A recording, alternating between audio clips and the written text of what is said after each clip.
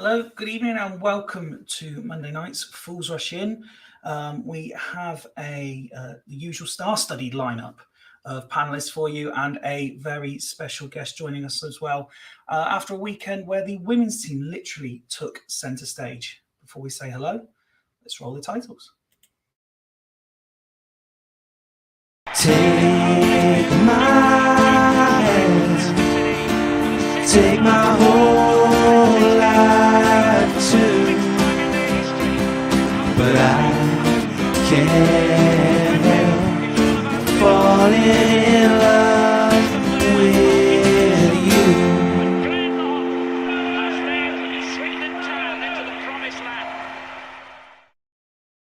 And before we say hello to tonight's panel, just flash up a little message there from Danny. Good evening. I hope you are feeling better today. And please again pass our best to Garth, who was ill from natural causes, whereas you were ill purely from self-inflicted causes. Let's now say hello to tonight's panel, and let's start with the man who hosted our recent special with Danny Wilson. Hello and good evening to Rich. How are you, pal? Evening, mate. How are you doing? Very well. How are you? Yeah, very, very good. Thank you. Good to be back as a panelist tonight, rather than hosting. Well, I was going to say, are you okay with this? Are you okay just being a panelist again and allowing me to ask the questions, or are you going to be just taking over power when I'm not paying attention? Well, somebody forgot to take the controls, or somebody forgot to log out as them. So maybe there might be a little bit of fun tonight. We'll have to wait and see. I certainly have noticed that someone has forgot to log out. It's a good job I only give the Fools guys access to StreamYard, isn't it? And none of my other accounts, such as bank or email. Let's next say hello to the man, the myth, the legend that is BTB. Hello, Ben. Hello, Fife. It's a wonderful introduction. How are you today? I am very well, although I'll be honest, and I don't say this often, I am starting to feel like temperatures are dropping. Just starting to feel a little bit chilly in the house. But then again, you're sat there in what I can only describe as a Swindon Town maybe training jacket or hoodie. I'm still shorts and T-shirt as we enter December, so maybe I just need to wear full-length clothing. But you are one of those people who wear shorts throughout the whole winter, mate. So love it. Absolutely love it. Whatsoever with you. But yeah, winter has finally arrived. Finally. It took its time. But Christmas around the corner, so it's all good, isn't it, really? Speaking of winter is coming, that can only mean that Craig is here. Good evening, sir. Good evening, mate, and Merry Christmas. I see you got your Christmas tree up. Yes. Yeah, I had to get all our Christmas decorations down actually before I came on, and that's as far as my input goes. By the way, I'm not allowed to decorate at Christmas. A quick story why. Many years ago, I decided to decorate myself while Vicky was at work. And wait. When you say decorate yourself, do you mean decorate yourself? Yeah, and myself as well as the house and everything. Right. And of course, my childhood is in the 80s, so my Christmas childhood is trimmings on the ceiling and tinsel on the tree and stuff like that. So that's exactly how I did it for my childhood. Right. And then when Vicky came home from work, she was pregnant with Noah at the time. She saw it all and then burst into tears. And So since then, my job is to get the decorations out of the attic and put them away, and that's it. I'm not allowed, unfortunately, but there we go. Out the attic? How very American of you. Sorry? Out the attic? How very American of you. Attic? Loft then, sorry. Yeah, the loft.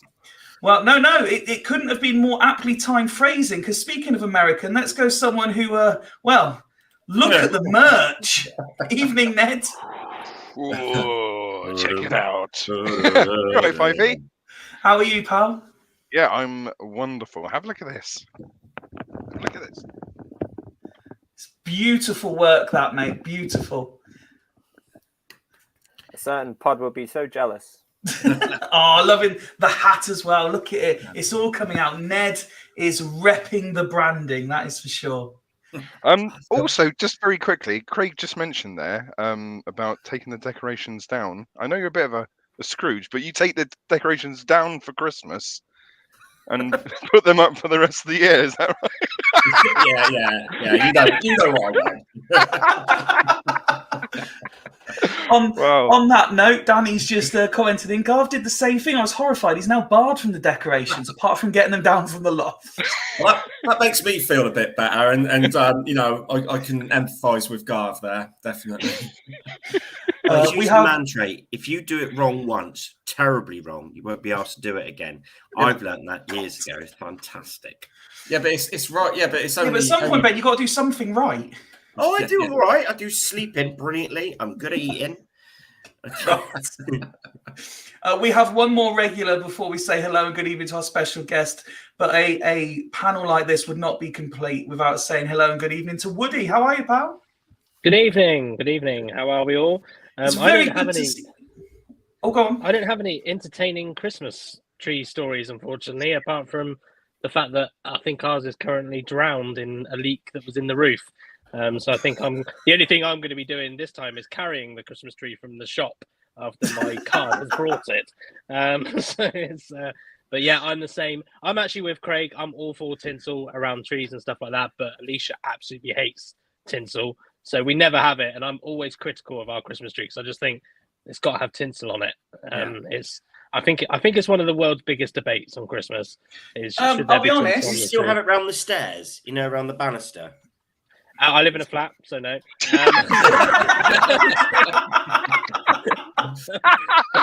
Fair enough. Let's say hello to our special guest who spent the last 8 minutes and 34 seconds wondering why she's done it to herself again. But we're delighted to have her back. Good evening, Beth. How are you? Good evening. How are you? Very, very well, thank you. Welcome back to Fools Rush In. Your hat-trick appearance. I know, great. Thank you for having me. We need to go old school Soccer AM and get you some sort of ball that says Fools Rush In. You're up, Ned. Great. You're up, Ned. Ned. Yeah, come on, Ned. We'll see what we can do.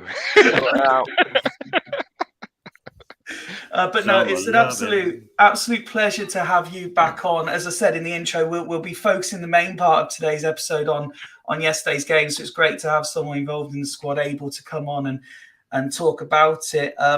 But Woody, if I could start with you first, because before we do, it's only right that we touch on the sad news that fell before the game, a few days before the game, about former Swindon Town Women's player Carla and passed away at such a young age. And I know I was talking to you about it yesterday, and it only seems fitting that we start by talking about that. Yeah, extremely really sad news to hear. Obviously, I think I found out quite early in the morning of the day. Dare I say that I didn't have too many dealings with Carla. She was, when I was at Spitfires, she was two years below, I think, the age group that I had. But I did see a lot of her when I kind of helped out with that age group. I think it was kind of the same age group as Lucy Scranage and Charlie Tinson, etc. And what a lovely girl, absolutely lovely girl. Really, kind of larger than life in some ways.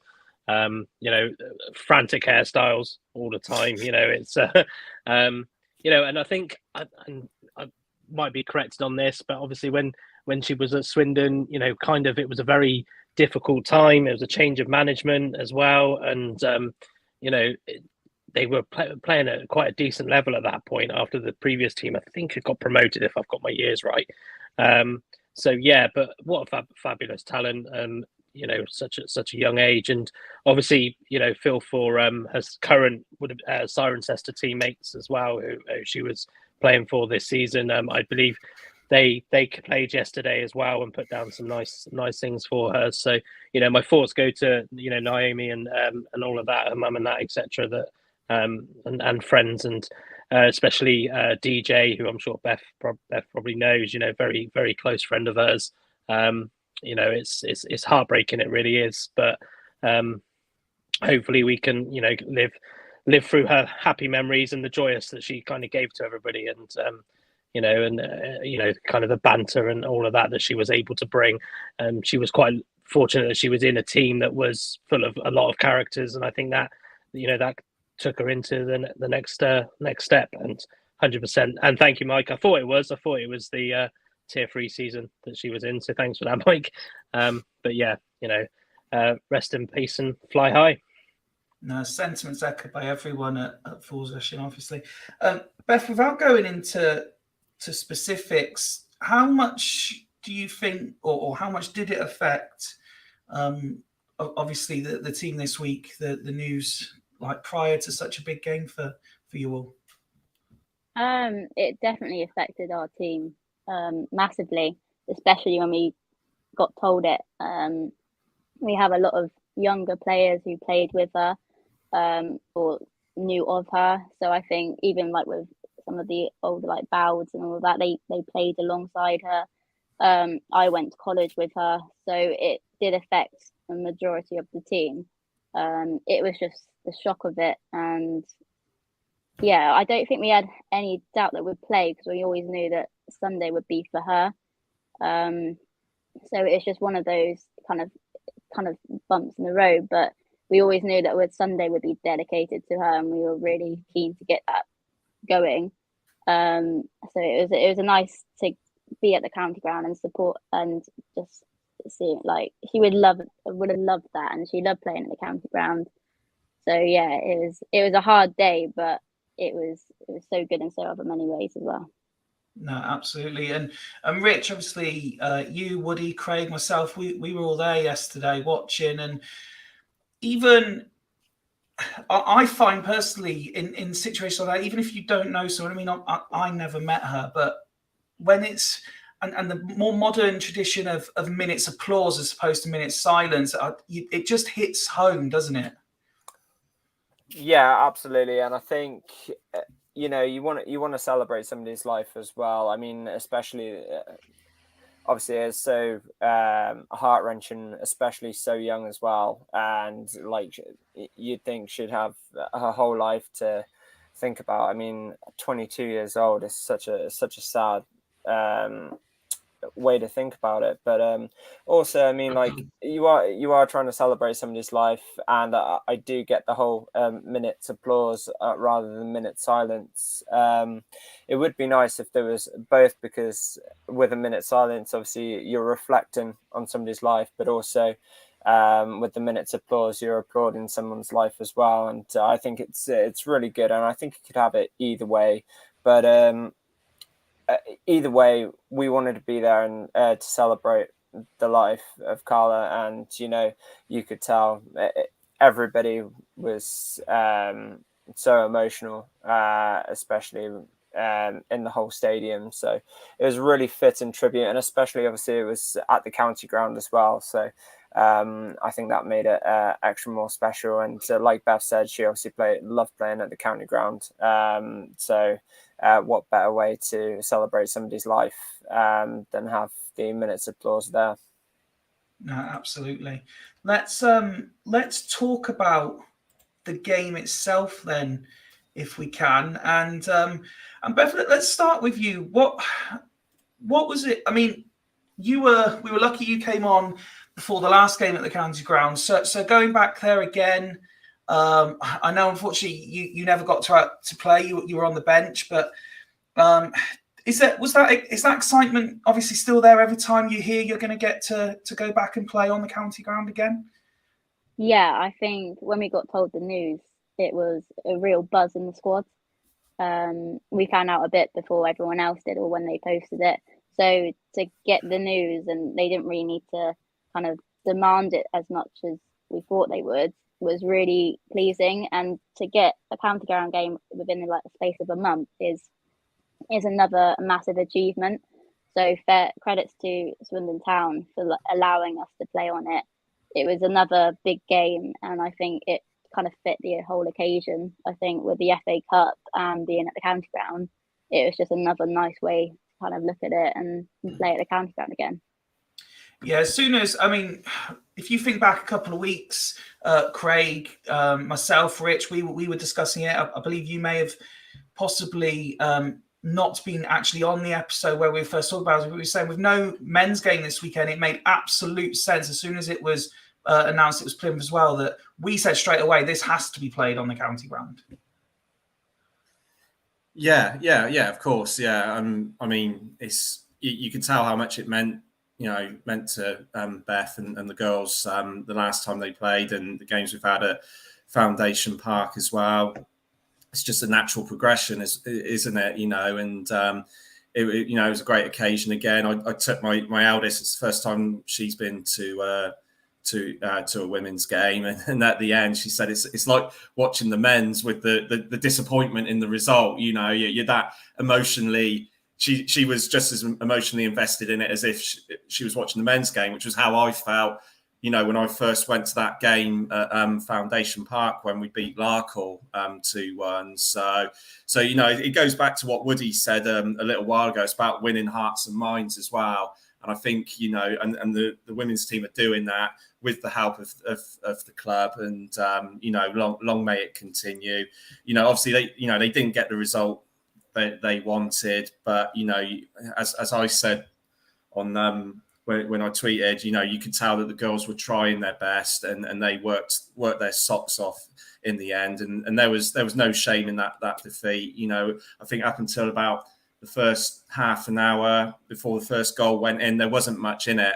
You couldn't really tell that there was a difference in levels between the two teams, I think. So that's credit to them, really. And and it's never easy as well once your goalkeeper comes off injured at halftime. I mean, how the hell Emily carried on, because you could tell she could barely stand up. And so that was about, I think, 10 minutes. She was still stood in goal before the halftime came along. So again, that speaks volumes for her for soldiering on like that. Bless her. But yeah, that sort of disruption when you're 2 goals down and everything, and you lose your goalkeeper, it's that's when your sort of luck's not really in it. But like I said, the girls did everyone proud, and they can be proud of that performance. And it just shows that you could see that Plymouth were the better team on the day, but I don't think our girls are that far off that level. And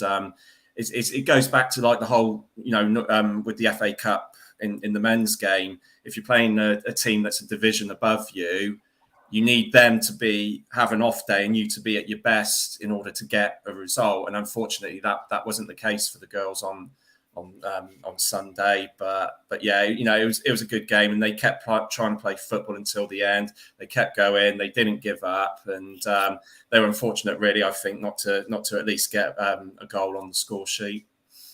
No, absolutely. And I actually want to pick up on something Craig said there, if I can, Beth, before we carry on talk about the game itself. Are you, both you personally and the team wider, are you really starting to see the sort of change in emphasis now? I mean, we as a pod, we've obviously been speaking about women's football and Swindon Town women since we started 2 years ago, but obviously we've had all the news that we keep bringing you on for to discuss as well, whenever there's breaking news. But now you've got other podcasts really trying to promote it, and you've even got commentary now by one of the other ones as well on a match day. So are you starting to see that change of emphasis? Yeah, definitely. I think a really big part of us getting the county ground game on the weekend was as soon as the men's game wasn't allowed or wasn't going ahead or there was no game, I think a couple of fans did tweet saying, well, it's obvious then the ladies can play at the county ground. And I think that did get them to think, okay, people are interested, so we better put it on. So I genuinely do think people tweeting and tagging and like us and the men's side is really making a difference. I saw those tweets, so they were bound to. And to get as many people we did there on Sunday in the middle of the day was also a massive thing. It didn't really sound much different to when we had over 700 there last time. So yeah, it's definitely playing a massive part, and we're seeing it even when we play at Fairford. There is a couple more people coming along to come and watch our games at Fairford, which is a big travelling kind of place to go to. So yeah, massively, it's been really, really good, and you can definitely see the difference. So yeah, because I was at the Frampton game a couple of weeks ago. Beth, I think I saw you there. Yeah, I was playing yeah, exactly, yeah. And Annie had a whole her whole fan base, didn't she? With the air horn. So that was present on Sunday as well. The air horn came back. And obviously, do you like buzz off that and everything? Yeah, massively. Like even sitting on the bench, you kind of forget that you're playing in front of so many people. So when something happens and there's a cheer or there's a boo, like we kind of turn around and go, oh, there's actually people behind us this time. So it is massive, like from anyone on the pitch or off the pitch, you can see the difference. Because we were talking yesterday, weren't we, Rich, about attendance? So it was just under 400 there. Yes, I think it was 392 from memory. Craig was saying that he took his eldest, it was the first game.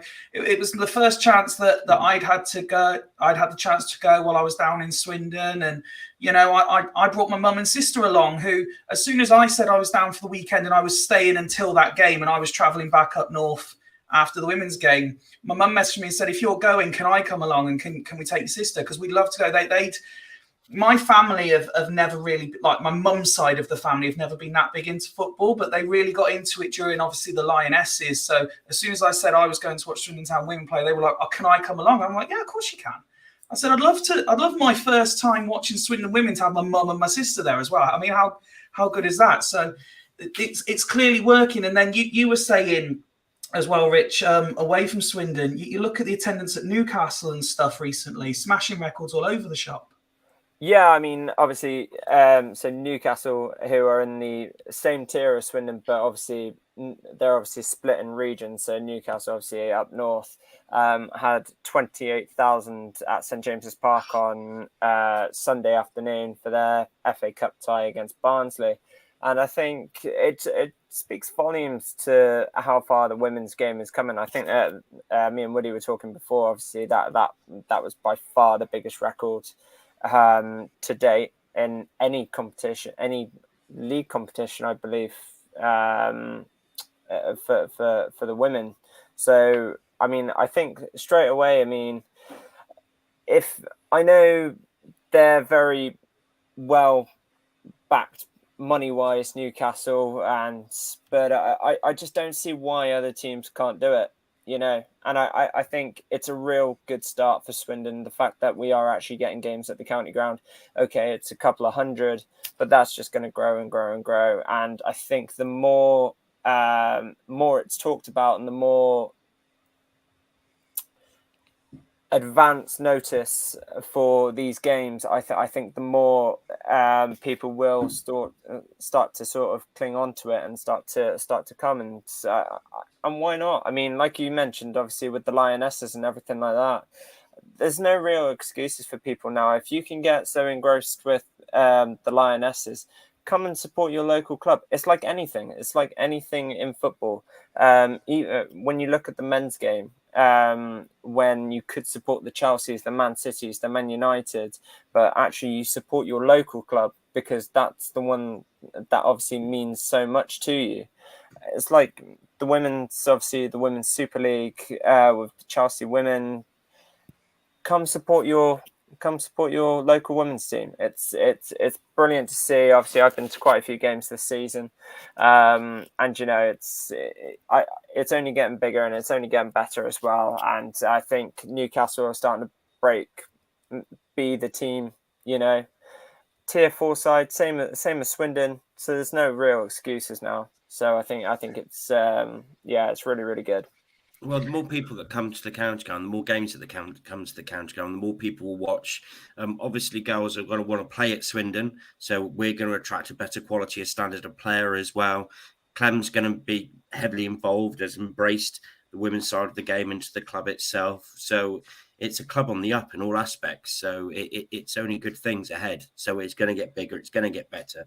You know, games like at the county ground playing Plymouth, we'll be up with them soon and probably be better than not so long. So it's be part of the journey, really. And it's good times ahead, which is good. You've got to remember as well that I think Plymouth played in front of 2,000 themselves the week before. Was it Home Park? Is that the name of their ground? Yeah, Home Park against Cheltenham, I think it was, wasn't it? Yeah, so, you know, even down there where football isn't as rife as it is up in Newcastle, they're still getting 2,000 to their games as well. I think, I generally, and obviously I know I'm not involved anymore, but I generally think that if we You have are a in few spirit. more, they're in spirit.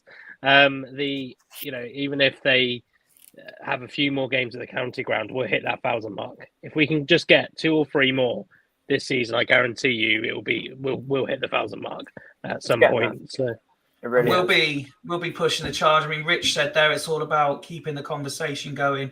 Let's face it, we'll be shouting louder than anyone for people to be turning up, won't we, Woody? Yeah. On the game itself, then, mate. As I said, you were there as well as me, Rich and Craig. It was a difficult game for Swindon, but as Craig was saying, that the ladies did themselves proud, really, and they kept going. They weren't deflated by the result, and there were moments as well where, especially in the second half, where we thought the comeback could be on here. Yeah, and let's put it this way: if Beth had gone in goal, having a different result. You did volunteer, didn't you, Beth? I did. They weren't having any of it. No. Bless. That's no disrespect to Steph, because she did do a good job. As good as she could do, really. So it's quite funny actually, because obviously where I know the team, it was one of those where I sit there and I go, they made a very good account for themselves against a team in the tier above. But I generally think that, and I listened to a couple of the post matches and I agree that we probably weren't at our best. It wasn't the best performance, and I think that's probably why some of them felt a little bit downhearted about the result. Because if they had been at their best, I think we would have beat them. It just felt that there were certain times that there were certain things not clicking, and when you're in a tier 3 team or a tier above a team in a tier above, that kind of rub of the green goes with you. You kind of earn your rub of the green type thing. And I think, as Craig said, really until their first goal, it was so even. There wasn't really much separating the two sides.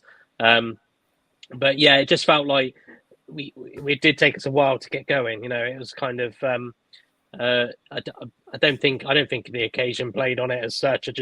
Sometimes it's just not the day. And Plymouth, I think if you look all around Plymouth, you could just see why they got that little bit of extra about them. But I have full confidence that if we played them again, we'd beat them. I generally think that it seems like one of those performances where we would learn a lot from the last performance as well. And I think, and there wasn't a bad performance from a single player, really, not a single bad performance. It's just that Plymouth seemed to be able to switch the button at the right time. And then and obviously they had, I can't remember if her name's Charlotte or Claire Whitmore, who, is a very good player. The only thing I was disappointed at was I probably looked like a right knobhead when I was booing Anna Barnes, and half the crowd wouldn't even know why I was booing her. We knew. Yeah. I'm sat there booing her, and I just got people looking at me going, "That's a bit harsh." It was more how quick Rich's reaction changed when he shouted "Swindon reject," and then she turned around. I didn't say that.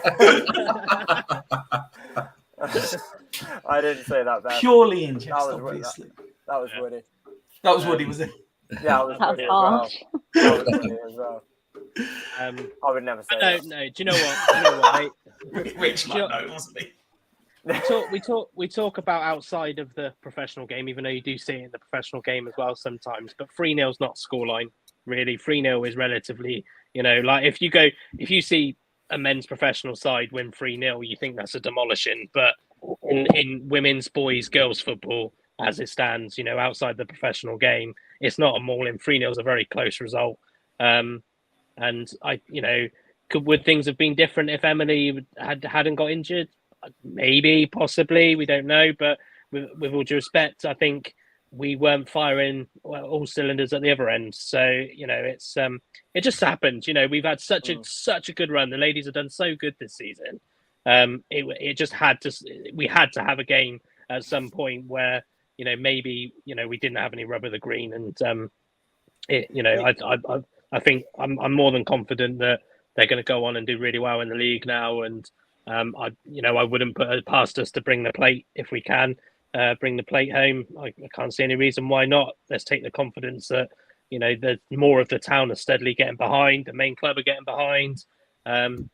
We've got a good structure. I think James is. I said to you yesterday, Fifey, I think James is doing a fantastic job.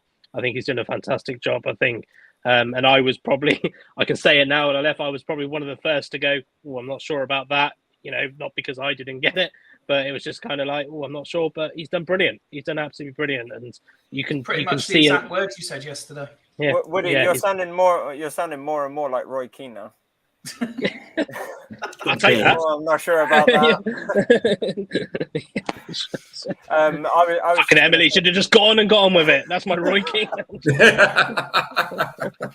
I was just going to say, you could definitely see signs in that team yesterday, and obviously you can see how obviously the Swindon women's team have been fairly successful so far this season. I mean, sitting 5th in the table is really, really good.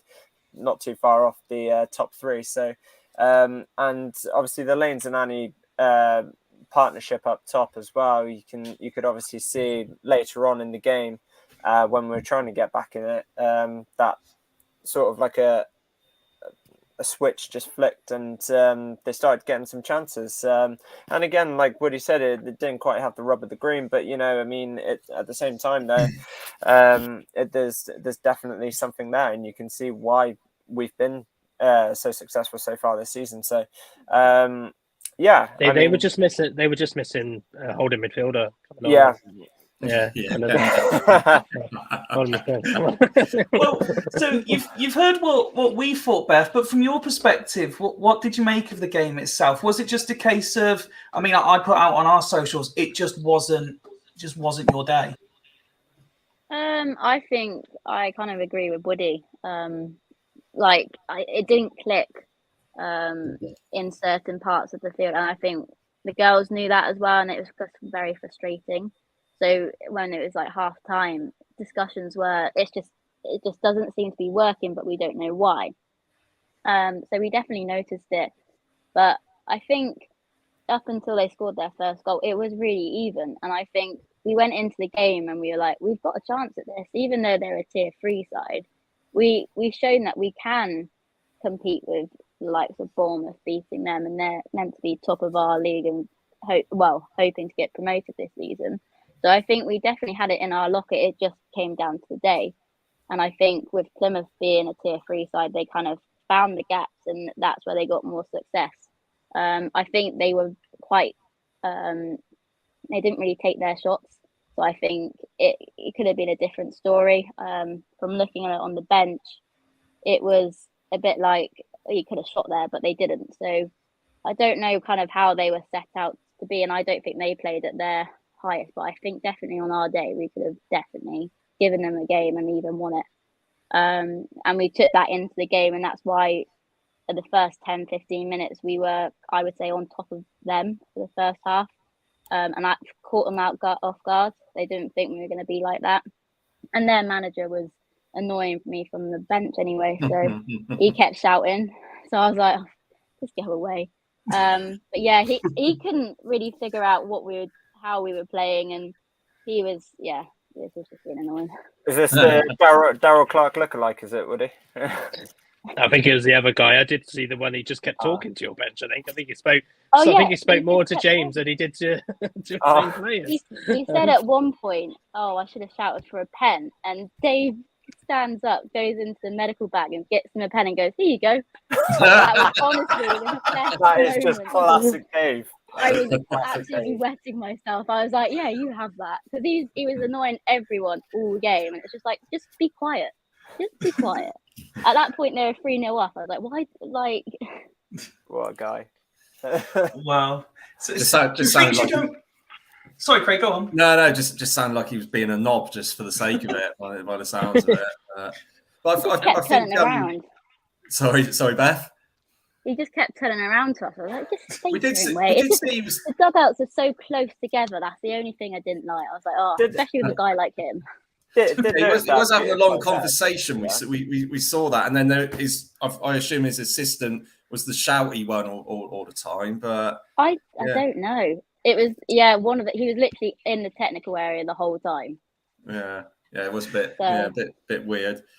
But yeah, I think sort of you look at you guys did everything you could, but I think as well, Plymouth did their homework on us. You look every time Meg got the ball in the centre of midfield, there was 2 of their players on her straight away, and the same for Annie for most of the first half. She obviously came back into it in the second half, but clearly they done their homework, and we just struggled to get it through the middle of the park. Obviously, when we played out wide to lanes, there was that threat was still there. I think she got about 10 or 11 plus crosses in, bless her, but it just, like we said, it just wasn't to be, unfortunately. But again, we kept going, and it was, like you said. I think like what you and Woody have said, something just didn't click really in the end, really for you, I think. But that's football, isn't it? You have days like that, but go on to the next one and go on again. I mean, your league forms, your league table's a bit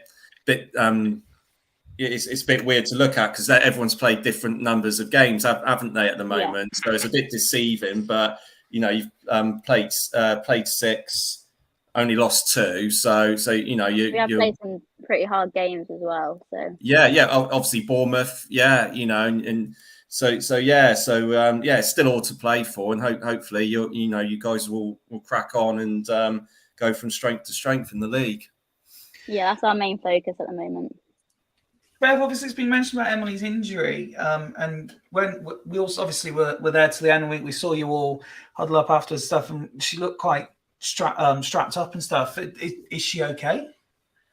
Yeah, she's fine. They're still trying to assess what the main issue is. I think it's just really uncomfortable for her, and you could see that she was struggling, and she tried to carry on. And when Emily goes down and she's thumping at the ground, that something's wrong. So immediately we were like, oh dear. But yeah, fair play to her. She carried on until half time, but I think Ali came and assessed her as well and helped Dimi to do it, and that was a credit to Ali as well. That was amazing, and it was just the right call just to go right. It's not worth it to risk her. She's such a great goalkeeper, and she's young, especially with a knee injury in women's football. It's not worth the risk. So yeah. And oh, sorry, go on. I was just going to ask Beth, and feel free not to answer this because it might be a bit political. I don't know. No. Obviously, there were changes to the lineup. Scotty coming in for a start. What do you think the thinking was behind getting Scotty in under? Because obviously I'm aware of Scotty's situation because from being in the club, and like I say, you don't have to answer it. But obviously, Tori, probably one of those you want kind of in the lineup in games like that because of the experience. Do you know what the thinking was behind that? I know that there was a lot of colds and sniffles at training last week. Okay. James made it very clear that if anyone didn't think that they could last 60 minutes, to make it clear to him, because we can only use 3 subs, which is mental at an FA Cup game in rounds. It just doesn't make sense because it just ruins everything. We were having a conversation yesterday about this, Beth, as well, about the 3 subs. It's crazy. I just don't understand it. In like the men's round, they have 5. It's just like at our level in our league we have 5. It's like, I think because what I was trying to come to some conclusion, and the only one I can think of is obviously at this round you've still got quite a few kind of potential county level tier 6 teams in there who might not have big squads, and I think that's the only thing I can think of really as to why it's 3 subs, because obviously there's an instant disadvantage there if I don't know, you're playing someone like Abingdon Town. Abingdon Town's a bad example, but if you're playing someone, if you're playing kind of a tier 6 team, they're likely to have only potentially 15 players in their squad on a match day. So that's the only reason I can think of, is to kind of level up the playing field a little bit, maybe. Yeah, but then in my opinion, if you ain't got a big enough squad, don't enter the FA Cup. So it's you're a hard taskmaster, Woody. Yeah. Just one last one, if I can, Beth. So, what was the overriding emotion from the game, but the run in itself as well? Because I don't want to sort of go over the top about it, but this is the first time really that it's really becoming in the public consciousness, if you like, and a cup run has captured the imagination, for want of a better phrase, and people have been, who are they getting next? Can we go there? That kind of thing. So that there's probably frustrations from the game, but is there a certain pride about what the cup run has done and meant to people? Yeah, I think FA Cup is a massive thing for any women's side. You just look at it was a bit sad and disappointing today when everyone got announced and you're like, oh, we're not in it, kind of thing. So I don't think it kind of hit, but it's always good to be involved in the cup and not know who you could get. And the thoughts of getting, say, someone in the Championship or the WSL is a real big thing, because that means so much to the club.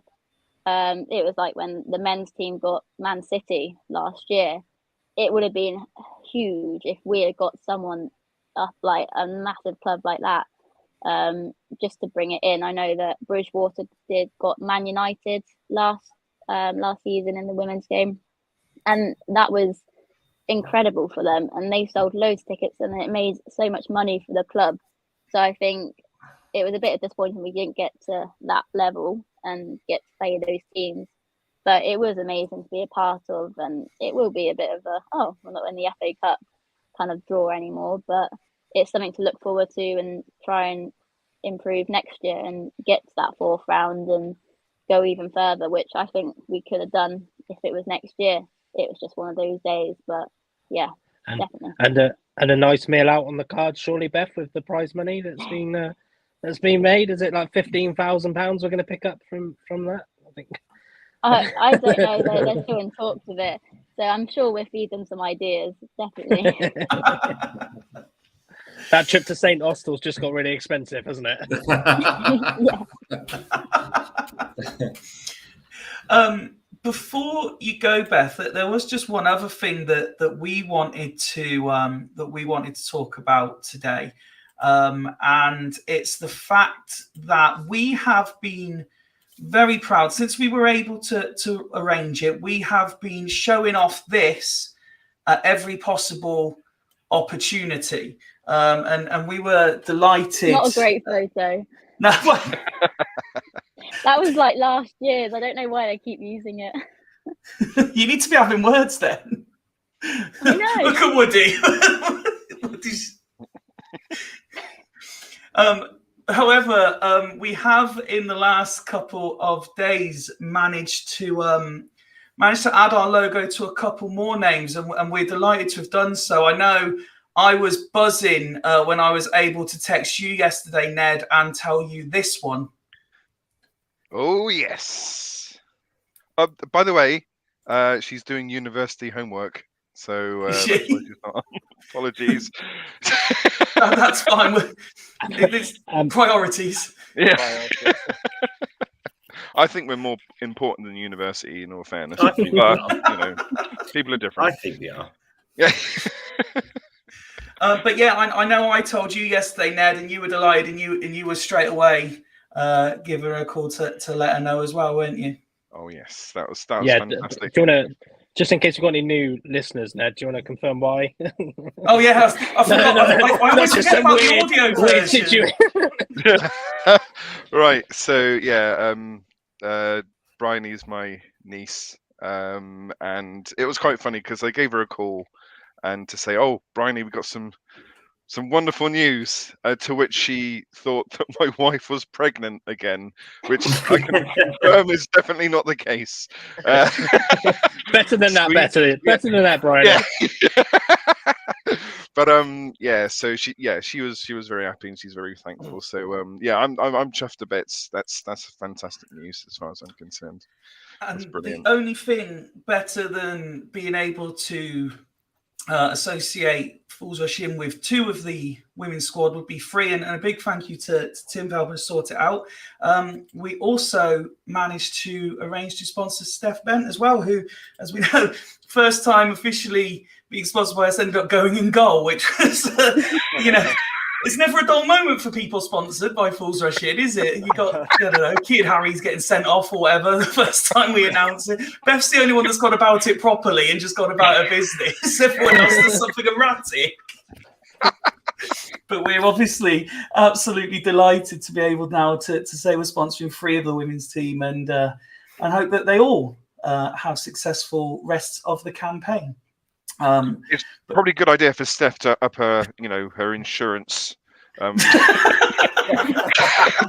just on that basis. But yeah, a word of warning for Steph.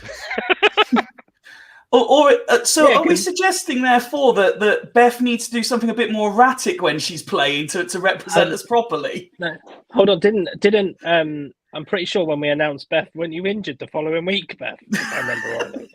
I was injured, yeah. Quite possibly. Bryony's just coming back from injury as well. They sponsored me, and then I'm not even there anymore. The curse. The curse of the Fools Rush sponsorship. So, Beth, if there's anybody you don't like in the squad, just let us know. We'll get on to Tim and start. I'm glad you said that this week and not the last time Beth was on, because it seemed like Steph's not her best friend in the team or something. I love Steph, Christopher.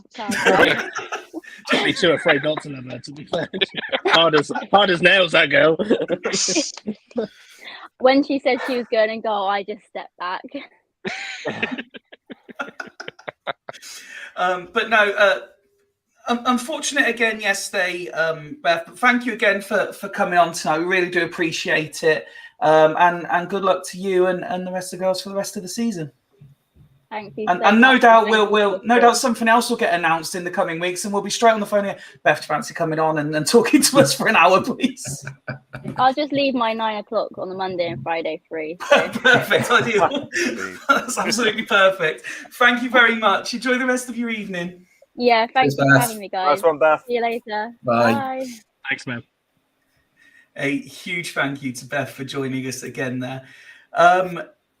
Shall we move on to the weekend's entertainment, or lack of? Fools Rush In had our... well, we didn't want to call it a Christmas party, did we, Woody? You were adamant we weren't calling it that, and then you, for genuine reasons, didn't turn up. Genuine reasons, but we all managed to have a nice night out on Friday night, and the only minor negative was that we started by watching the England game, which was not particularly entertaining, was it, Rich?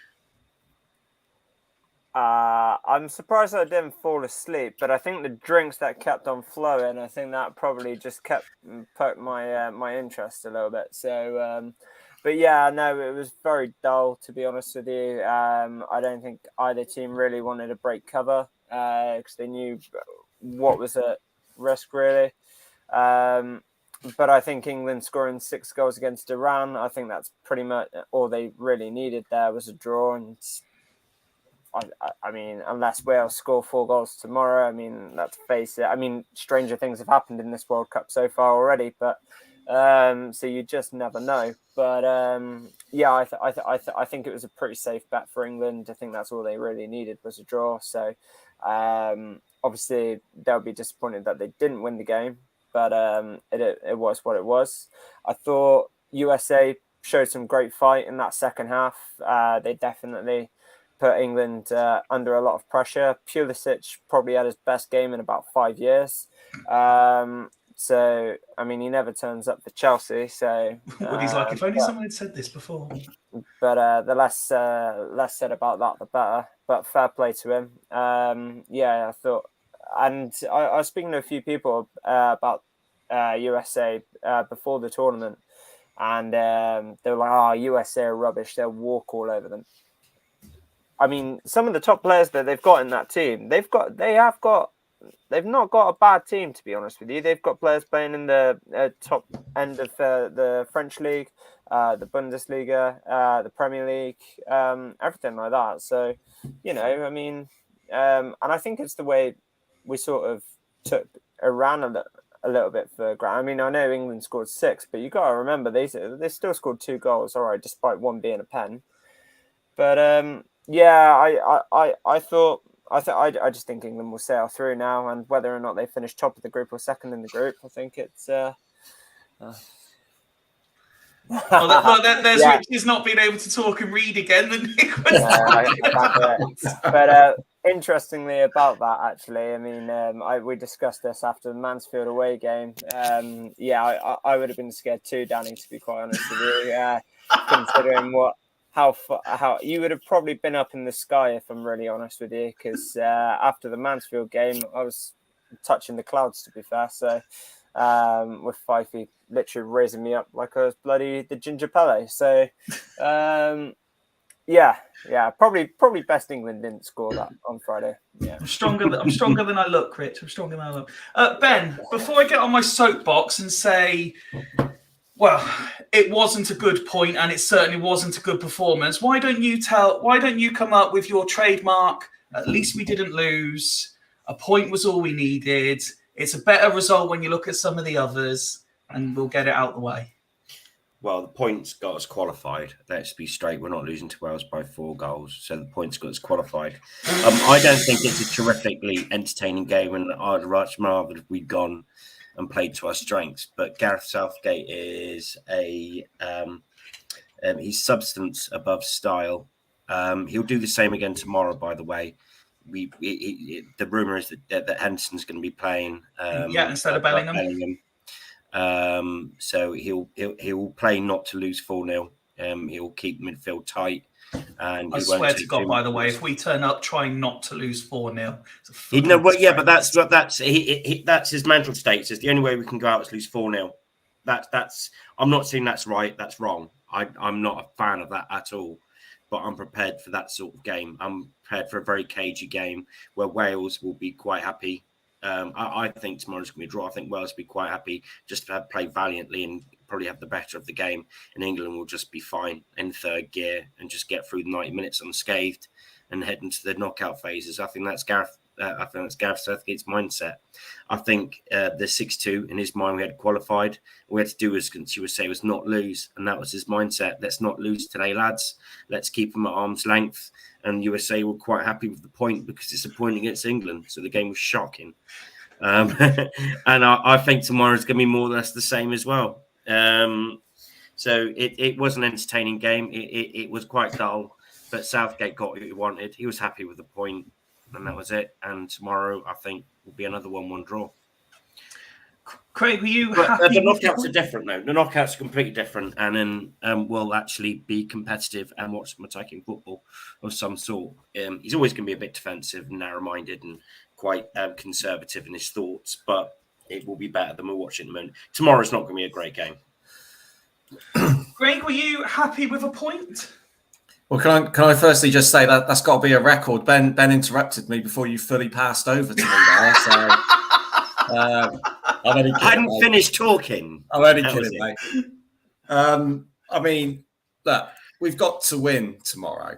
I know we don't have to win tomorrow to go through, but I think we've got to win to get some momentum to go into the knockout rounds. I think if we go in, but I think Ben might be right with what he's saying, because you looked at it in the second half, it was almost like he was putting the team out to lose, he was putting the team out not to lose. I don't know. When Jordan Henderson came on, I suggested he was setting him up to lose. Yeah, that's what I mean. And I'm not a Southgate hater. I've always been pro Southgate. He's been our best manager since Sir Alf Ramsey at the end of the day. He's got the better record than anyone else. I don't understand the criticism towards him. I don't care the style of football or anything, as long as it gets results. We've got through to a final, got through to a semi-final in 2 major tournaments with some of the most talented players we've had. And when you look at the previous England squads that we've had over the years, apparently on paper, they were like our golden generation and better than the ones we've got at the moment. So for him to do what he's done, I think he's getting the best more out of them than what the other managers did with the golden generation and the players from the 90s ever did. But I'd be really pissed off if it becomes a cagey affair tomorrow and he gets all defensive and stuff like that and doesn't really, we got to go for it. I mean, we could still lose, but we'll probably most likely still go through. So we got to go for it and go into the knockout rounds in form and brimming with confidence. If we go with after 2 draws and a high scoring win against Iran, I don't think that's going to do much for the confidence of this young squad. We need to get a good result against Wales. That's what we need to do. We need to win, go into knockout rounds, because you look at the teams that are winning their groups, they're the ones that are going to go on and probably make the semi-finals or even the final, and that's what we need to do. So yeah, Southgate, he really has to go for the game, and if he starts Henderson tomorrow, I'm going to be launching my fucking remote control. It's going to happen. It's going to happen. I'm 99% certain Henderson starts tomorrow. Henderson starting tomorrow ahead of Bellingham. Well, I'm still going to. I need a new TV anyway. Just get a stone and break it. The insurance will pay for it. Woody, Craig said there about the confidence of the young players. One thing I wanted to talk to you about is confidence of an older player. Harry Maguire had a very good performance against America. He had a lot to do, and he did it well. And yet, I was seeing tweets along the lines of, if Harry Maguire gets man of the match, that tells you how bad we've been. I think that's disrespectful. I 100% agree. I think with you on that. I think Harry Maguire's performance on whatever day it was, Friday, is the exact reason why Southgate trusts Maguire. Because when he puts on an England shirt, I know he had a couple of off games, a couple of months ago or whatever, but when he puts on an England shirt, he's a fucking different animal. He is a different animal compared to what we see at Man United or even what we saw at Leicester. But it's I think I don't think it was a very good thing to do, because to draw 0-0, because if Southgate had come out after the game and said he was playing for a draw, I don't think it would have been that bad, but he didn't. He kind of avoided that. He kind of I think it's a risky game trying to avoid defeat. It is such a risky game because you're effectively saying we're going to let you pressure us and we're going to rely on our back four to keep, or back three, whatever we're playing, to keep you out. And I just think it's too risky. Like, with the wealth of talent we've got going forward, we should be attacking every game. We shouldn't have any fear against Wales, should we? Bale and Ramsey are a shadow of the players that they were before. So why are we going in thinking, we should be going for it? Sorry, Woody. I totally agree. We should be putting 5 past Wales tomorrow. We should be getting all out to put 5. Getting Foden, get all our attacking players. Just say, right, let's absolutely go for this. But we're not going to. We're not going to at all. I think where's Wazza tonight anyway? Has he jumped off HMS Piss the Group? I mean, I've got a new ship over here called HMS I Told You So. You're more than welcome to. You're more than welcome to come join me, lads. I didn't expect a 0-0, but I did think it was going to be a close affair with USA. So am I massively shocked at the result? No. Am I gutted about the performance? Yes, because I do think, USA and even Wales to a certain extent are probably harder than we think they are in terms of as an opposition, but we should still be beating them with the talent. I just don't understand the talent we've got going forward. The fact that Foden hasn't been used yet, and things like that. I'm a big Southgate fan. I mean, and we got to remember that Southgate, one of the reasons he's probably as successful as he's been is because he had the under-21s as well. He's seen that there's no coincidence that there's a connection there between seeing kind of the England youth setup go all the way through. And we said it before the tournament, he is a bit of a tournament manager. He'll do what needs to be done. But I just think he's playing a risky game by, trying to avoid defeat when we've got, you look at that bench, you look at the fact that we can bring on Grealish, we can bring on Foden, we can bring on Rashford. I'm sorry, but most teams in this World Cup would dream to have a trio like that to bring on. You know, especially Rashford with the form he's in at the moment as well, and Foden. I just don't understand how Foden's not getting a look in, to be totally honest.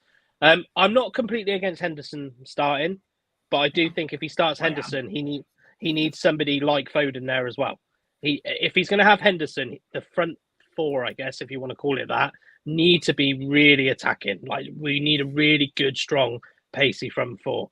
But it's yeah, I hope I'm wrong. I kind of think I agree with Ben that we might be a bit conservative tomorrow. But if we are, I generally, you know, I know we have to lose 4-0 or whatever it is, but you just fucking know this is England, and if we're gonna lose, we're gonna lose 4-0. So it's just and it's just the thing, and you're right. You said we shouldn't have anybody to fear. We shouldn't. I mean, as much as I absolutely love the guy, come on, Wales' best player is League Two Swindon Johnny Williams. League Two Swindon Johnny Williams. So it's like we should be. Oh yeah, it just. I mean, it's no, not Hennessy. Love it to start tomorrow. Oh, that'd be brilliant. Yeah, but yeah, we shouldn't have anything to fear tomorrow. If we play to the style we played against Iran, we'll win 3 or 4-0. I think Wales are one of the worst teams in this tournament. Can I just say? Sorry. Well, let's just put that in perspective. We said the same about Costa Rica, who have won. Ghana are supposedly the lowest ranked team in the FIFA rankings. They've won. Was it today? Yeah. We've also got to remember, similar to local derbies and shit like that, this is Wales versus England. Rankings just go out. Look at Scotland a couple of years ago. Rankings just go completely out of the equation. Wales would do anything to be that, especially if they're that team to knock us out. But they will do anything, even if they beat us. If we end up winning the whole thing and they beat us 1-0, the Welsh will rinse that for bloody decades, and they'll be like, we're the team that beat the world champions that happen to be England. They won't care anymore. They obviously their tournament's pretty much done, but you could tell when that draw was made, they're probably like rubbing their hands. They're probably thinking, oh, hang on a minute, right, last game we could knock England out. I mean, they could still theoretically on paper they could still theoretically knock us out 4-0. So again, like what he said, rankings go absolutely out the window. Wales are going to be more up for this game than England will be, I reckon, because I reckon England. And if that's the case, that's a shit show as well. I disagree. But also I think that England have been prone to taking teams for granted before, and if England slip back into those kind of ways, and especially with a team like Wales, well. Nations League, I know people are going to say, oh yeah, they're only glorified friendlies, they're glorified friendlies and stuff like that. At the end of the day, they're still teams, and they're still teams. They're top teams as well. A strong team still lost 5-0 to Hungary. Yeah. Like, you know, people will say Hungary are better than Wales. People here name me 5 Hungary players. JPT, though, isn't it? International football. The Nations League is JPT. It doesn't matter. It was still but it's still JPT. There's the World Cup matter. JPT. It's a bit like saying, well, we lost to like Torquay in the JPT, but we'll be fine. Yeah, but if that was the case, but let me put it another way, Ben. If that was the case, if we lose to someone like Torquay in a Papa John's trophy, we will stream that same night, and I will be fucking raging if we've lost 5-0 to Torquay in the Papa John's trophy. The Nations League, though, it shouldn't be taking any sort of notice. They're playing top players in those teams as well. So what are you saying? Are you saying that they're? I'm saying they're clicking around in third gear, playing different formations and players in different positions, trying different ideas with players not giving it their all in the Nations League, which they will do in the World Cup.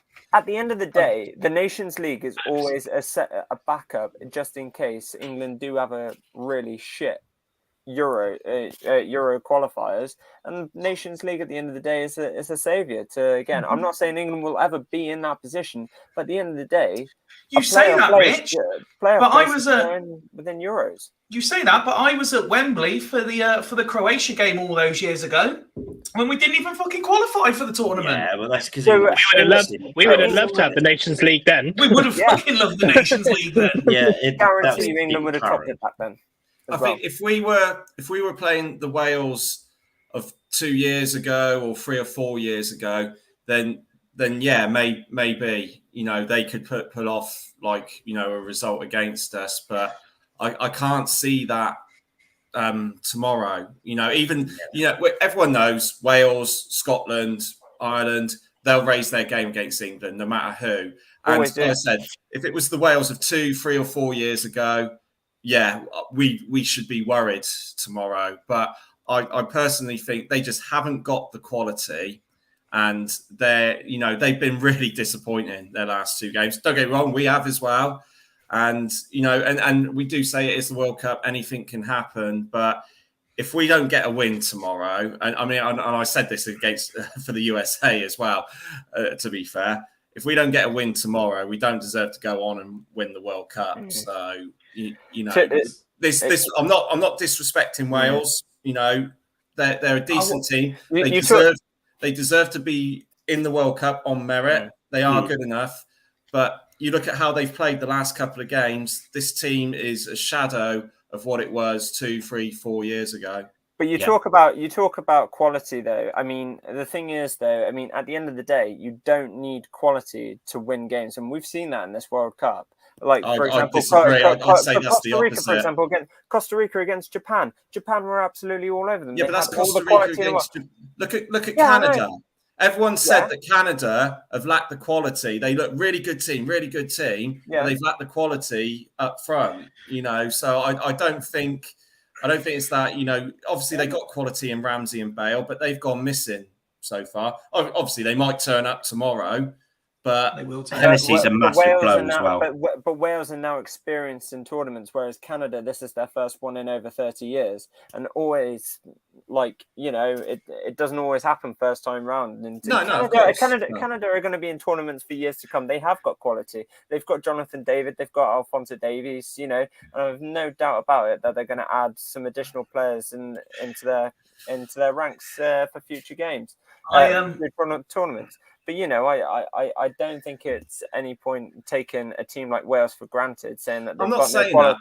I'm just saying that it's a team that we shouldn't fear. We shouldn't be going into it 100% looking not to lose. That's my absolutely, and I totally agree with you. But I feel as if I think a lot of it is down to game plan, and if both teams have a game plan, I think it might be a boring 0-0 or 1-1 draw. But I do think that England need to be wary and not take this game for granted. I'm sure they won't. And I hope that they go out and they beat Wales 4-0. I really hope they do. This is England. I really want to. Sorry, Craig. Go on. One more point. I just agree with what Woody said. With the attacking talent in this team, we should be. We shouldn't no doubt have about to it. be in that position. No doubt about completely agree. And on that note, because I really want to bring Ned in, who's waited very, very Sorry, patiently. Ned. Sorry, Ned. Stay on this. I couldn't help it. I had many frustrations with the game Friday night, but looking further forward, my main frustration is I really wanted the quartet of Grealish, Maddison, Foden, and Rashford to be unleashed on Wales, and now it's not going to happen, is it? No, I don't think so. Well, who knows? Maybe no one knows what kind of terrible team Southgate's going to line up with. In my opinion, it's kind of like Southgate's going to set up for England to lose 3-0 sort of situation, which wouldn't surprise me. Unfortunately, I'm in the opposite camp to a few others. I'm enraged with England's performance the other day. I think we played as if we only wanted to draw the game, and half the time we didn't even want to draw. It seemed like we were resulting to a 1-0 loss, even though they hadn't scored yet. I mean, it's just, excuse my French, just fucking shit. It was a weird game, though, wasn't it, Ned? It just petered out, didn't it? Oh, it's just I don't get it. The game against USA was a free hit. After winning 6-2 against Iran in the first game, you set yourself up. You got your goal difference. Even if you used to win, lose 1-0 in the next game, you still got your +3, which, as far as I'm concerned, is good as having an extra point added to your score. So, for me, the USA game was a free hit. And we should have just played exactly the same as we did against Iran. And if it didn't work, it didn't work. It didn't matter. But let's just go out and get some goals. Get, some of the strikers who, we should have rested Kane for a start, gone out and, fielded, Rashford, as you say, fielded Maddison, fielded, well, I agree with Mount, but, maybe fielded Foden as well. But just, get the confidence levels up, by getting some assists, some goals, entertain people, get people buzzing again. This negative blooming crap that Southgate puts out just pisses me off. And what makes it worse is against United States. And you know that they're all back there going, oh, we're so good. Yeah. Obviously I can't really say much of my fucking party just gone. Ned, what part of America is that, Ned? What part of America is that? Didn't know Garfield was a USA fan. Hey man, we're so great. Dirty rat from the 1920s again. No, I don't know. It's just fucking. It just pisses me off because they're all like, "Oh yeah, we're so good," and it's just like you're not. You're still shit. I mean, you've got a couple of good players, but every team in this World Cup's got a couple of good players. So, it's no different to anyone else. I mean, it's just frustrating. Why the hell we couldn't just go for it? It was a free hit for fuck's sake. But yeah, anyway. As the other said, it's an absolute must. As far as I'm concerned, it's a must-win game tomorrow because if, as it's been said before, if we can't beat Wales, then we flipping don't deserve to be in the knockout stages. So I'm very much in the same camp as Ned. I mean, for those of you who were obviously there Friday night, I wasn't happy. It was very visible that I was not happy.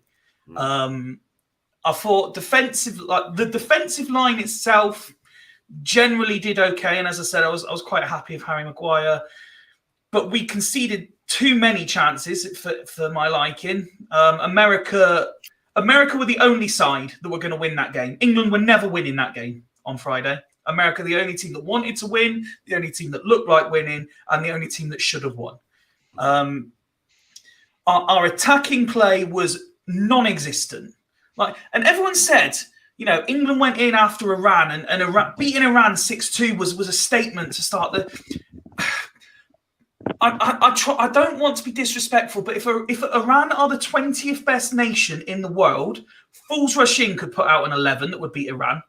And they are not the 20th best nation in the world. I am not having it. Now, America, don't get me wrong, the US team is a decent team. And it can do a job. It is a capable soccer team. But England should be beating it. The reason I was so Team Wazza with HMS Piss the Group is because as good as America can be and as good as Wales can be, England should be beating these sides. And that's no disrespect to these sides, but England, with the quality available, playing to the standard that they should be able to play. Because let's remember, this isn't, for all the criticisms and concerns, this isn't a summer World Cup where they've been playing for 9 months, they've got niggling injuries. They should be at peak. And I've been hearing the commentators on the telly and the commentators on the radio saying, it's particularly the European nations, they had no warm-up games. No fucking warm-up games. They've been, okay, not together, but they've been playing in the Premier League for the last 3 months. That's supposedly the most competitive league in the world. If they're not match fit now, they will never be match fit for World Cup. And then, Wazza's credit, he was trying his best to calm me down. But the minute I saw Jordan Henderson come on, I was like a bull that had seen red. I was so fuming. It was a complete anti-football substitution. And yes, America are on top, but dictate our own style of play on the game. Rich, stop hijacking my own feet. I told you I was going to have some fun tonight. I was so. There are so many players that I don't think. Mason Mount is a fantastic player, but I don't think he warrants his place in the starting. Raheem Sterling absolutely does not warrant his place in that starting 11 right now. No, I agree. And I said to Rich, somehow he has got worse going to Chelsea. He has become a worse player. It's ridiculous. Can I just say, with regarding that, obviously, I was dropping my daughter off at picking her up from a party, and then joined in maybe about 20 minutes after the match kicked off. I didn't know that Sterling was playing until he got subbed off. I had no idea. And that tells you everything you need to know. But yeah, sorry, go on. No, it's fine. And like I said to you when I brought you into it, I was really hoping we do the professional job. We get the win that we should be getting so that we can rest a few players if we need to, so that they're ready. We can let like Craig was saying about giving players confidence. Let the four of them come out, play your Grealish, Foden, Maddison and Rashford. Let them go and bang a couple of goals in against Wales. They'll be on the up as well. And then suddenly you've got 8 forward players there, itching to play, all banging form, all confidence, ready to take on Senegal, Holland, France, Brazil, whoever it is. Because Woody's right. When you look at the squad as a whole, and I know we've all been involved long enough to know football isn't played on paper, but pound for pound, this England squad is as good as anything else anyone has got. The only team so far that have concerned me is France, and now that Neymar's injured, Brazil. Could you imagine the Wales defence if they saw that Foden and Grealish were on the team sheet? We're starting with Rashford. Yeah. You know what I mean? But you know for certain that Southgate's not going to start all three of them. It sounds strange, but Wales are hoping Harry Kane is playing. And that's no disrespect to Harry Kane, because Harry Kane is a world-class striker. He is one of the most lethal finishers in the world. In fact, I think Harry Kane's going to want a goal. He's going to really get up for this one. But this Harry Kane has to keep playing to smash goal-scoring records is ridiculous. If Marcus Rashford is the better player to stretch the Wales defence, play Marcus Rashford. Yeah. Let's play to win. Let's put the best team out to get the result. And that best team for me is not a front four of Kane, Sterling, Mount. Of the four, the only one I would like to see is Saka, I think, at the moment. The other three can go. And I'm not even a massive, for anyone who knows me, I'm not a massive Saka fan, but of the four, he has been the best so far. I think he's one of those. I can't agree with that. Woody does not agree. That's because Woody's got an element of white going through his veins as well. No, Saka was so like when I actually was kind of the opposite to Ned in some ways. When Saka got subbed off, I was like, is Saka actually playing? Because it seemed that he did more defending for Wales, for USA than attacking for England. But yeah, I'm not. He's a good player, but I've never really rated Saka. You know, rivalries aside from my other club, but it's. I'm sorry, but Kane was so heavily influential in the Iran game. He was involved in pretty much every single be influential goal. Against Iran. but we're talking about playing with that kind of put out teams, put them on the loose. I just don't think you can't start Kane. You can't. Yeah, I'm fine with Kane playing. I understand Kane playing, but what I'm saying is, if we'd done the job properly against America, Kane could have. Even if he had to, because if you remember the last tournament, we were virtually qualified then as well, and he played against whoever for want of a better phrase, the poor side in our group was then, who we beat about 7-0. And it's like, why is Harry Kane still on the pitch here? He doesn't need to be on the pitch here. Yeah. No, I agree tournament. I agree on the chase. Yeah, I do agree on the kind of record chasing bit. That's different. But I do think that Kane, for me, offers so much more than just scoring goals as well. His passing range, his assist range. He's a fantastic player. Absolutely fantastic player. I'm not disputing the fact that Harry Kane is a fantastic player. What I am saying is, if England had done the job properly, he would not have to be playing, and a hungry and wanting to prove himself Marcus Rashford would be a much better option, but we are now not going to see him because England didn't approach the America game properly. I agree. Yeah, I think another thing with Kane is as well, and sometimes I criticize it a lot, but he's always in the middle of the park. He's always in midfield for some reason. He's not. It's because he keeps thinking Son's going to be there for that through ball, doesn't he? Well, this is it, isn't it? But and I think. But it's funny we say that sarcastically. Could be there. We say that sarcastically, but that is how we're set up. That is how Kane should be putting through Saka and Sterling. That's how we're set up. We're set up exactly the same way that Spurs are. in terms of Kane picks up that ball in the middle of the park and he's that looking for explains why we don't win Saka. any trophies. He's looking for Sterling. Yeah. Yeah. But it's we joke about not having any trophies, but I'd comfortably say that Son, especially Kane, especially, and potentially even Kulusevski gets into any of the other Premiership team. But I just think that. But I do agree. We need to do what's right to win the game and not chase. So what I think Mark mentioned earlier about Kane, take him off after 60 minutes. If it's not working with him, yeah, of course, take him off. If it's not working, if we haven't scored, but something needs to change. And for me, like I say, Saka and Sterling were kind of, in my opinion, they weren't doing anything on Friday. They weren't doing anything. So for me, those two straight off, probably even a half time to a certain extent, because we can still use the free. Is it the 5 subs over 3 occasions? 5 subs over free period rule, but then we can use a 4th one at half time. Is that right? I think doesn't include half time, does it? No, extra time.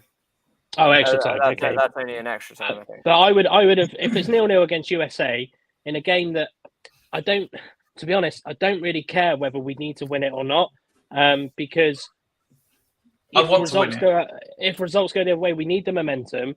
We want to win it. We want to piss this fucking group, and we're not going to do it. We should be. We talk about Iran. Iran is no longer a statement win. It's no longer a statement. It means win. Nothing now. Yeah, it means nothing because we've gone out and drawn 0-0. We supposedly got the best attacking talent in the tournament, and we haven't scored a goal against USA. Just to comment to Toby there, and I'm sure Ned probably wants to as well. Ben, quite rightly, much to my annoyance, but quite rightly, said to me on Friday night, Fifey, it's fine. Don't forget this happened against Scotland as well in the last tournament. And I was seething, like I would like physically shaking, because what I wanted to say was, yes, but I was livid then as well, because Scotland should have won that game. But we did get to the final, and it was a valid point. However, we now got 2 of those games because we've done it against America, and Wales are going to do the same thing. However, ever the optimist, even with how angry I was after it, I still turned around to Ben and said, it's still coming home for Christmas. Yeah, of course it is. I'm quite confident that we'll have a good tournament, and I think we've got every chance of winning it. Even as if I think we're going to draw with Wales, I still think we'll kick on with the knockouts because they're a totally different animal. I think they're a totally different animal, and I think you'll see them kick on. The mindset is just different in knockouts.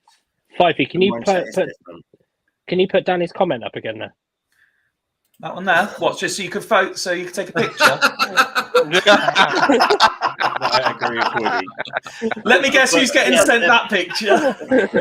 The States game was our Scotland, because against Scotland, we were absolutely dying. Scotland was celebrating their 0-0 win against England, the same way the United States was celebrating their 0-0 win against England. But Ben, why do you think that drawing with US and then drawing with Wales, you think that England are just going to suddenly kick on against because other after teams, Scotland we kicked on, we beat Germany. After Scotland we smashed 4 past Ukraine. It's a different animal. Knockouts are a different mentality. It's all on the night, and that's when the players step up. The group phase is just about qualifying. It's just getting out the group. It's like when you say, Scotland were middle it's just the results that matter. This way, it's the performance and the result, but it's just getting out the group. Just get out the group. So Ben, would you accept it at the start of this competition? Would you have accepted a 2nd place finish in this group? To get out the group. I'd get out the group. Just get out the group. You want first. Oh my God! At the end of the day, it doesn't matter. Because I got a comment. To win it, you've got to play every team anyway. To win it, you have to play Brazil. To win it, you have to play France. Ben. Right, I got a comment. Right, we runners up Euro 2020 after what was a very average group.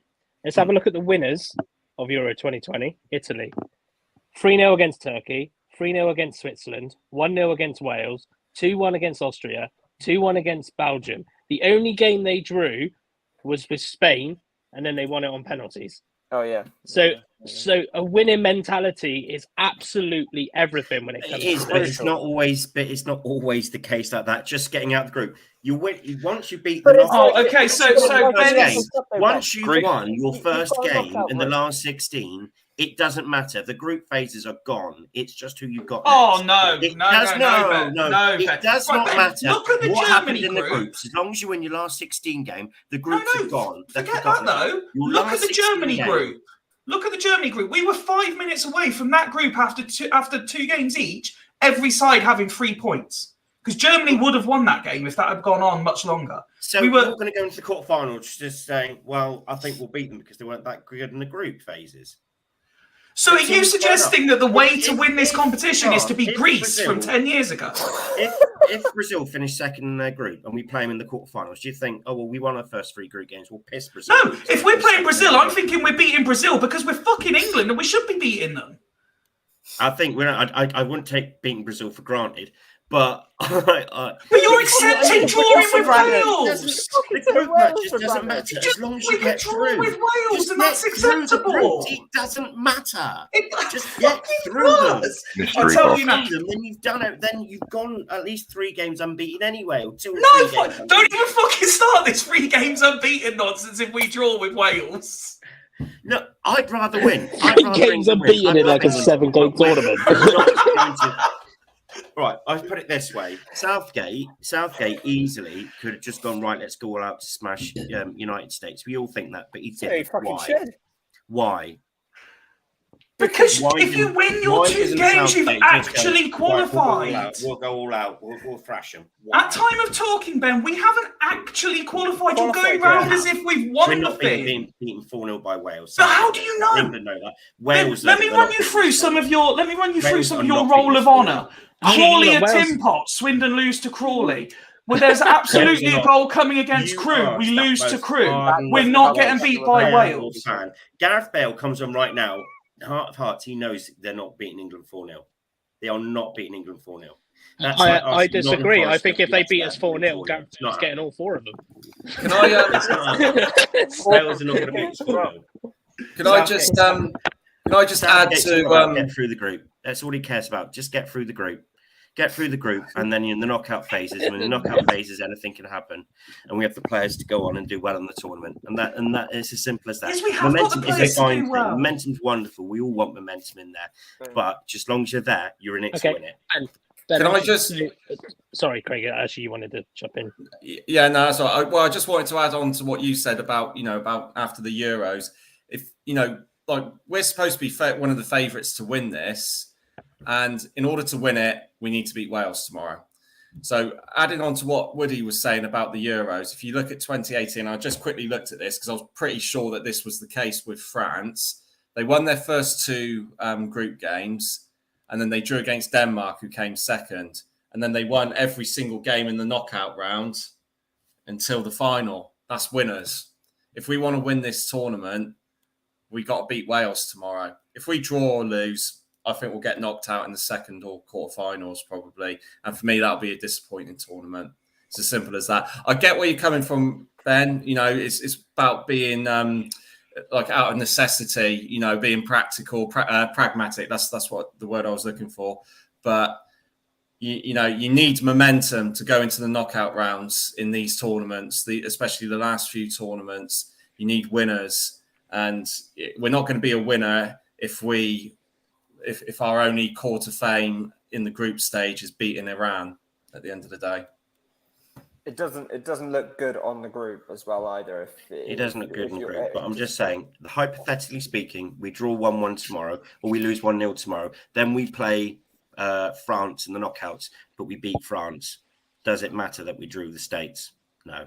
Well, it depends on how we get. It depends on how we get on in the next round, Ben. Ben, let me ask you honestly right now. If we're sat here in 24 hours time, okay, and I say to you, we've drawn with US and we've lost to Wales. Are you sitting there saying, yeah, but we're going to beat France? I'm saying we're capable of beating France, yeah. No, that's not what I asked you, though. I said, are you saying we're going to beat I'd France? sit there in front of the TV think we got a great chance against France. We've got a chance, but are we beating them if we lose I to would Wales? say if we won all three, I'd say we've got the same amount of chance of beating France as if we would if we just scraped through the group. No. A team that's won all 3 games. Sorry, because it's the same players. It's a different mentality in the knockouts than it is in the qualifying, in the group qualifying. It's different mentality in the head. It's all on the night. Anything can happen on the night. So the same mentality. Currently, we're on the same mentality that we had in Euro 2008-20, and we didn't win it. When we lost on penalties.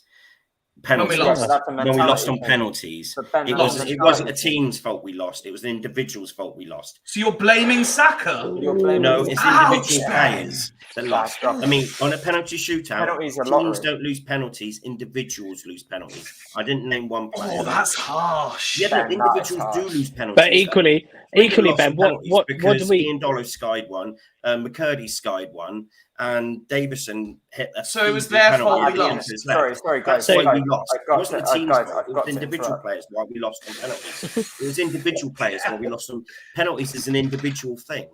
Every player should score. But if you win the game, Ben, you don't have to worry about penalties. I know if any play, but Italy didn't win the game. So I guess, but Italy got the trophy. They won the penalty shootout. They didn't win the match. But what did we achieve from USA? What did we achieve from USA? We achieved qualification. Have you seen Toby's? England achieved last 16 football. No, we didn't. We've not qualified. We're not losing to Wales 4-0. Oh, fuck off. We're not losing to Wales 4-0. If England lose to Wales 4-0 tomorrow, I am going to change my allegiance to Oxford United, and I'm gonna change them. But Ben, he's muted him. That's the power I've got tonight. Well done, Rich.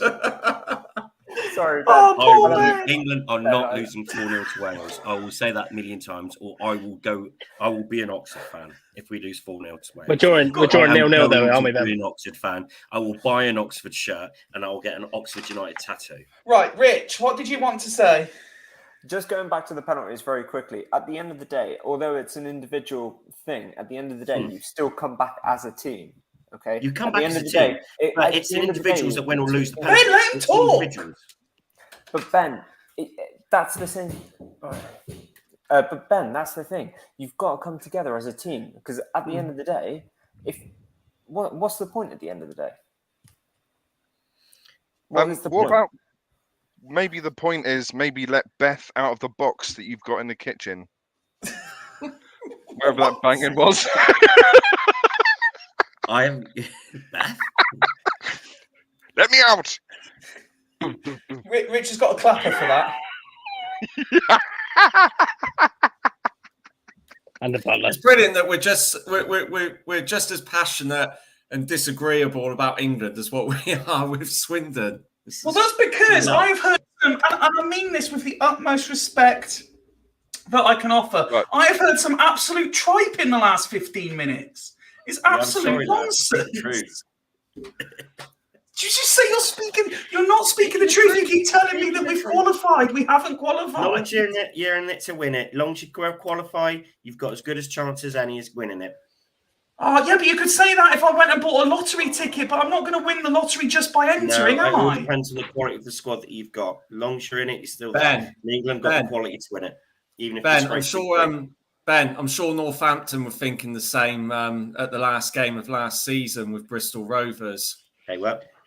Yeah, I'm sure they did. But they won that game 3-1 and played very well. It's just but they probably weren't expecting. They probably weren't expecting Bristol Rovers to smash as many as they did. No. Yeah. Well, it was a freak result because normally Bristol Rovers wouldn't be playing. Yeah, but freak results happen. This is what I'm trying to tell you. But what is Bristol Rovers? What is Scunthorpe's under 12s got to do with the World Cup? Because freak results happen. Freak results do happen. So you can't sit there. You can't take for granted. Ben, just give me 30 seconds. Ben, 30 seconds is all I'm asking for here, right? So you've just told me we're not. You've assured me we're not losing 4-0 to Wales. I give you. Right. Wait, shut up. Wait, Ben. Yeah. Ben. Right, fucking mute him while I finish talking. I tell you what, Right. this is driving me to drink Dirty Mermaids again. Right. Ben has assured us we're not losing 4-0, yet has just agreed freak results can happen. You cannot bank on something not happening. Get the job done before it happens. You can. Adeloy scoring 10. You can bank on that not happening. Adeloy was ranked, according to that thing got shared earlier, fourth him. in Swindon's most Sell him. powerful.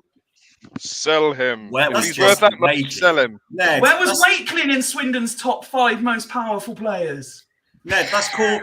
Where was Tyrone pouring Shea, petrol on Ned? the fire. That is, Just Ned. goes to show they have no idea what they were talking about. I'm trying to change the subject, guys. Trying to do us all a favour. Jeff got England are 600k.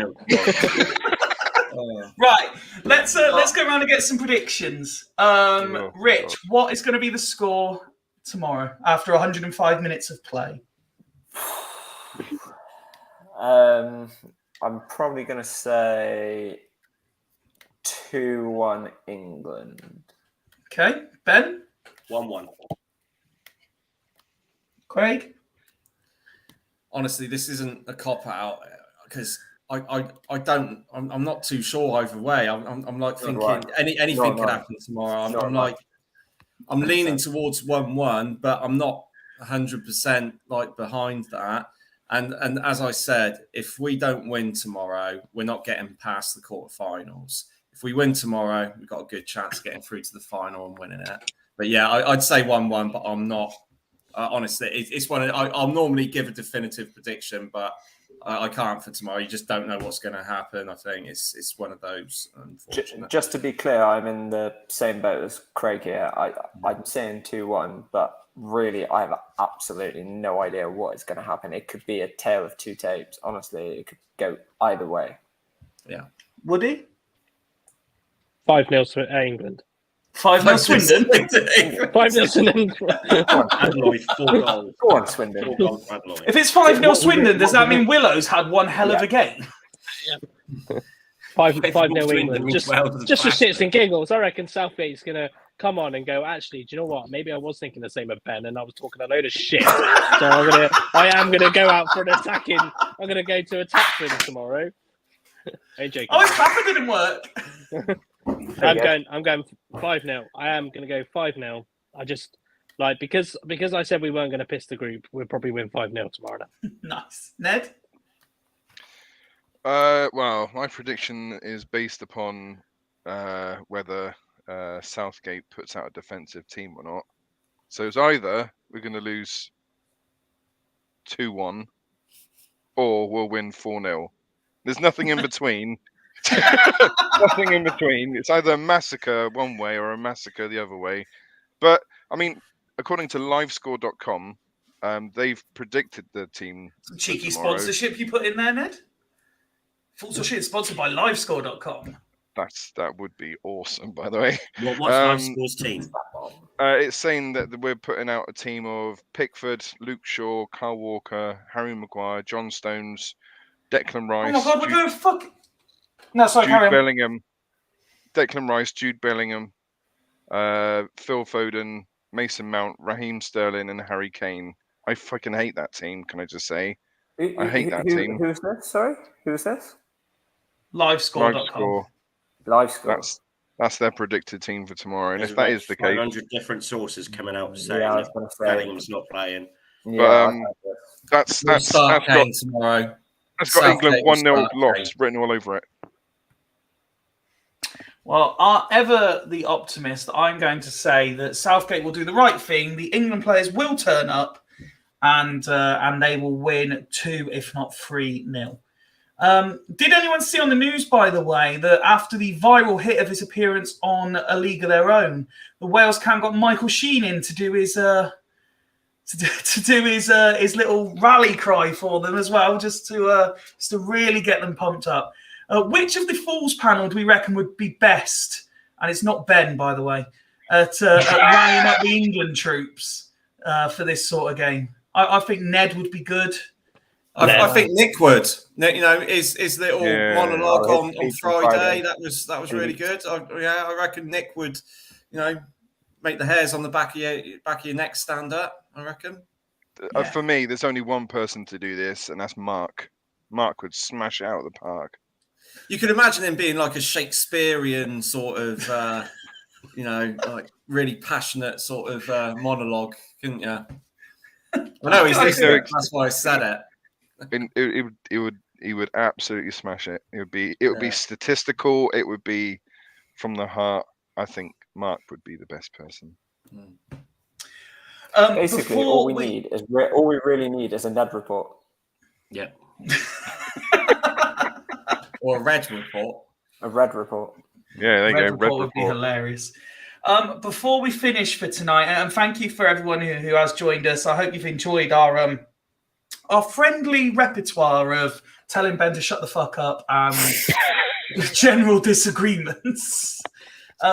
We started tonight talking about the unfortunate passing of Carla Heaton. But one thing we didn't mention, and I wanted to do it now, was that there is a GoFundMe page available, having to raise money towards, I believe it's towards her funeral costs and stuff at the moment.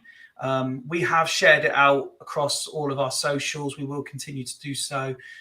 If you are able to make a donation, we've talked about exactly how much we're throwing in as well on behalf of the podcast, which I'm going to sort. If you are able to find the post with all the details, and there's a simple link to just go and donate there if you are able to. I know everyone associated would be very, very appreciative.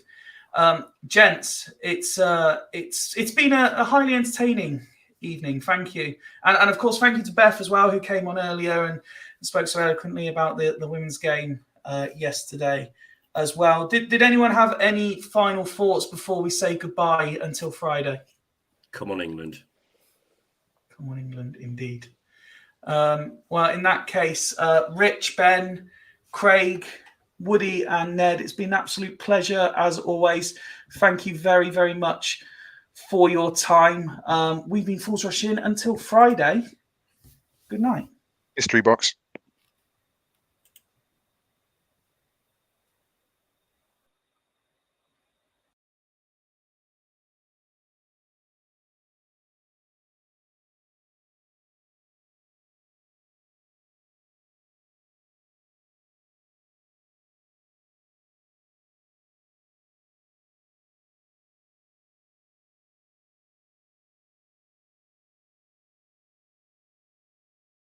Take my hands, take my whole life too,